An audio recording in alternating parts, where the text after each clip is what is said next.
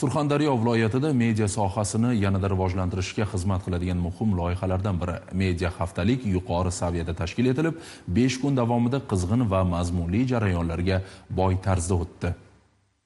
Haftalik davomida ishtirokchilar strategik kommunikatsiya, PR fact-checking, fake xabarlarga qarshi kurashish, sun'iy intellekt asosida kontent yaratish, mobil grafika va SMM yo'nalishlarida amaliy bilim va ko'nikmalarga ega bo'lishdi.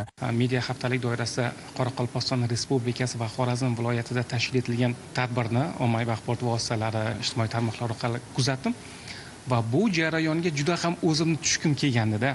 Ana shu maydondagi bo'layotgan holatlar meni ishtiyoqimni oshirgan edi va bugungi tadbir ham o'zim kutganimdek bo'ldi. Treninglar oddiy ma'ruzalar shaklida emas, balki interaktiv va amaliy tarzda o'tkazildi. Har bir kun ishtirokchilarni qoliplardan chiqarish, mustaqil fikrlashga undadi. Bu yerda tayyor javoblar berilmadi, aksincha muhim savollar qo'yildi. Aynan shu savollar orqali yangicha yondashuv va qarashlar shakllanildi.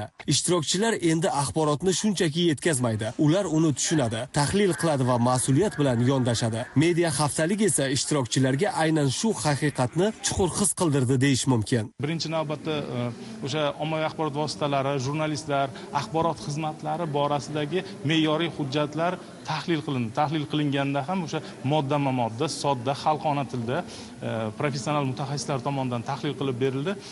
Yana bir jihati axborot xizmati xodimlarining huquq va manfaatlari yana bir bor eslatib o'tildi. Haftalik yakunida mazmunli uchrashuvlar va zamonaviy media rivoji hamda hamkorlik istiqbollariga bag'ishlangan forum bo'lib o'tdi. Unda faol ishtirok etgan barcha qatnashchilarga sertifikatlar topshirildi. Loyiha esa o'z davomiyligini saqlab qoladi. Media haftalik mayog'i Qashqadaryo viloyatiga yo'l oldi. Bekzod Qodirov, Xolmat Ne'matullayev Zamon informatsion dasturi uchun Surxondaryodan tayyorlandi.